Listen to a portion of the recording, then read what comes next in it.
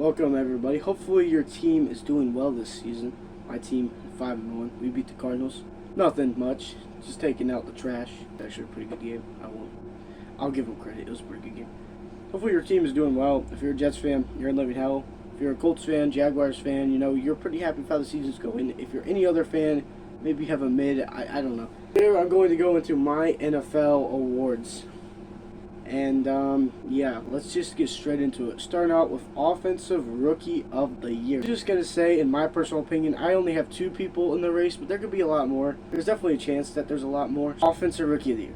I have 2 players, like I said. The first player I have is Cam Skattebo for the New York Giants.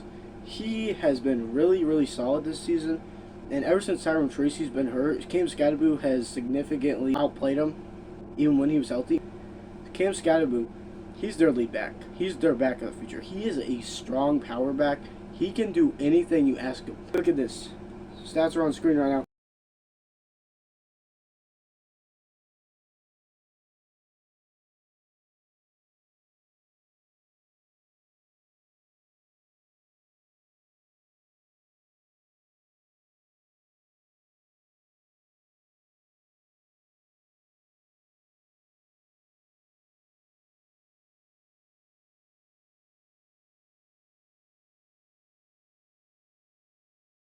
The only reason I'm not going to give him Offensive Rookie of the Year right now, in my personal opinion, is because there's a player on the Bucks, somebody that I watched last year, whose name you might know, who's actually going to be my pick for Offensive Rookie of the Year 1/3 of the way through. I picked to win Offensive Rookie of the Year 1/3 of the way through, Emeka Egbuka out of Ohio State.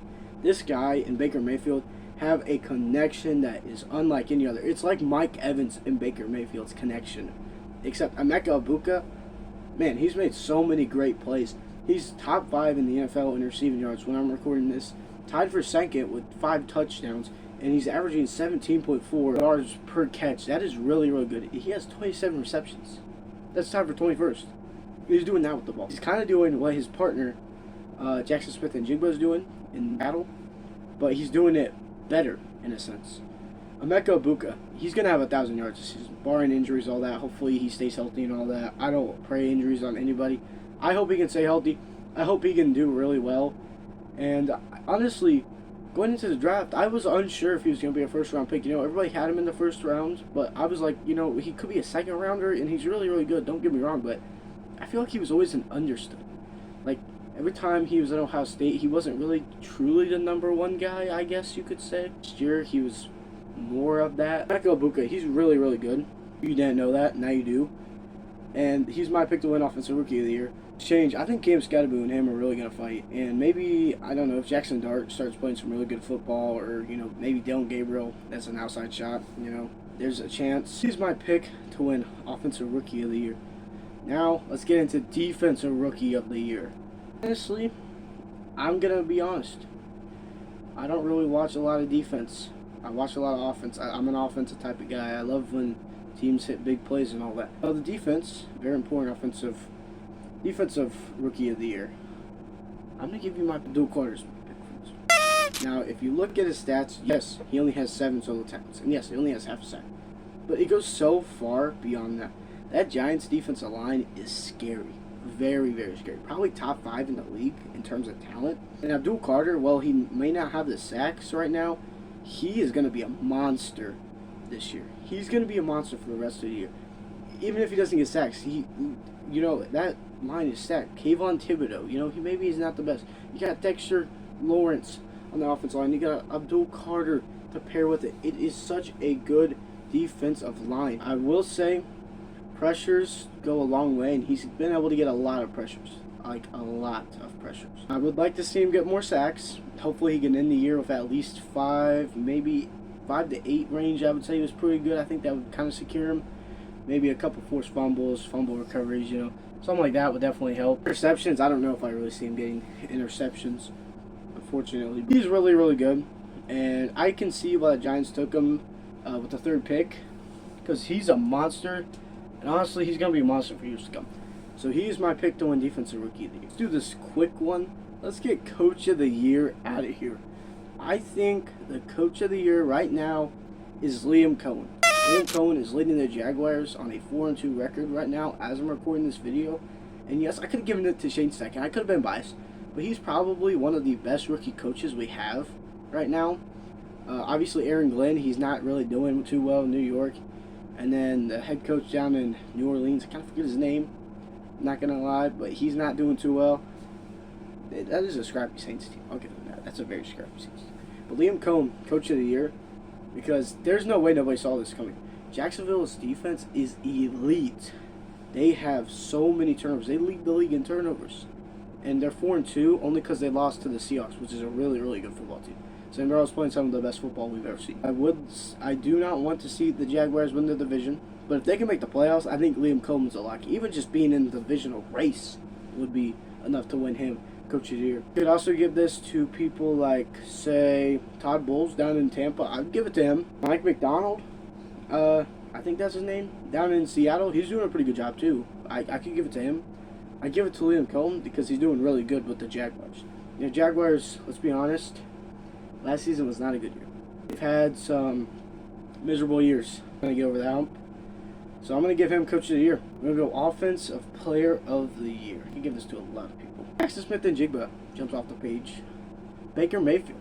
I'm going to say he's not going to be in this race because I think he's going to be in the MVP race. And I'll get to who my MVP is last. Offensive Player of the Year. I'm not trying to be biased, but Daniel Jones is definitely up there. Jackson Smith-Njigba. Baker Mayfield, he's in it now. Like I said, he's probably more in the MVP range. Drake May, I could see him winning Offensive Player of the Year. He's having a really solid season with the Patriots. He outdid freaking the last year's MVP Josh Allen last week in Buffalo. He outplayed him. That's not something that a lot of quarterbacks can say they did. That is impressive. Matthew Stafford right now, he's leading the league in passing yards, and he has a really good touchdown to interception ratio. I could see him winning it. I could also see Jonathan Taylor winning this. I'm just going to say this. Jonathan Taylor's on a tear this season. Over 600 yards, 7 touchdowns. He's leading the Colts. He's having a really good season. How about Rico Dowdle? If he continues what he's doing right now, he could be in the running for Offensive Player of the Year. Wouldn't that be crazy?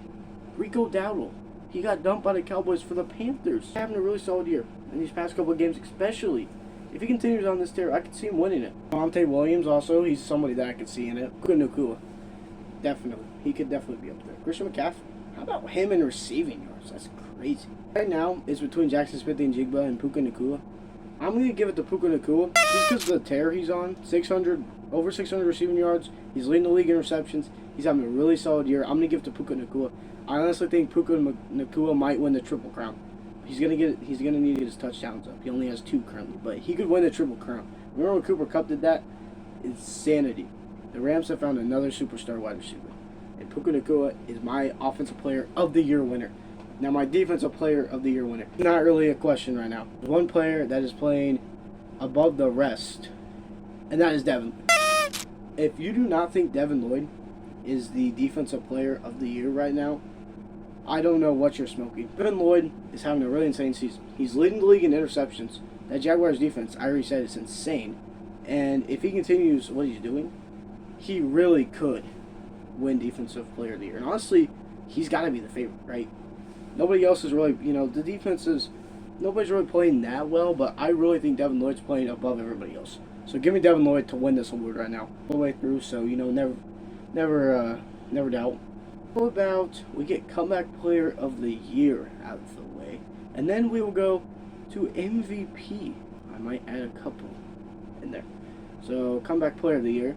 There's also the FedEx Air Player of the Year and Salute to Service. I'm not going to do that. Comeback Player of the Year. There's only one candidate I could see winning this. It has got to be Daniel Jones. Daniel Jones is playing above the rest. Daniel Jones is playing really, really solid football. He has the Colts at a 5-1 record.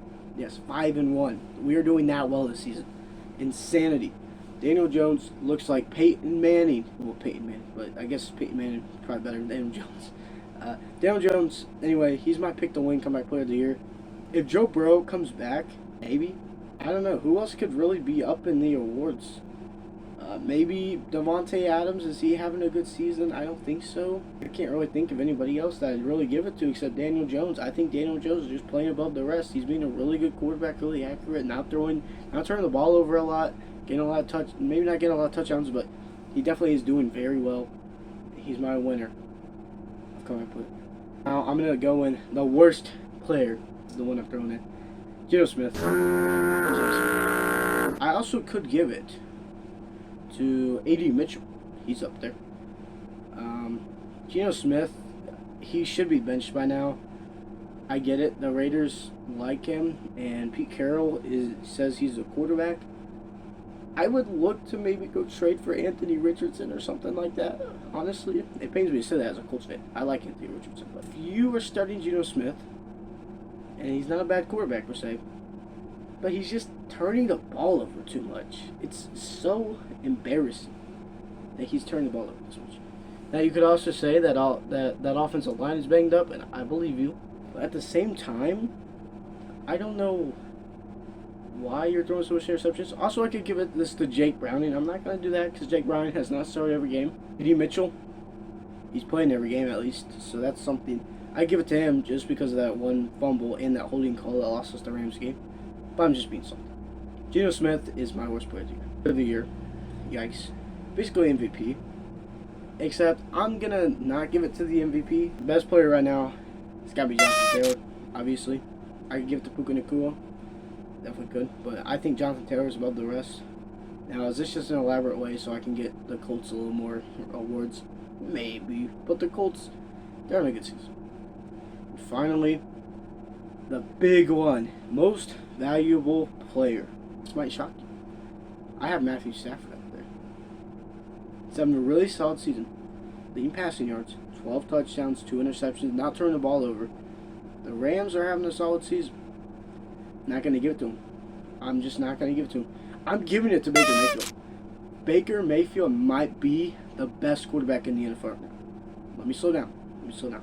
I'm getting ahead of myself, right? When you look at his stats, and sure, I'll pull up the stats. Why not? Baker Mayfield is airing the ball out. He's playing like the MVP. He has 1 interception on the season.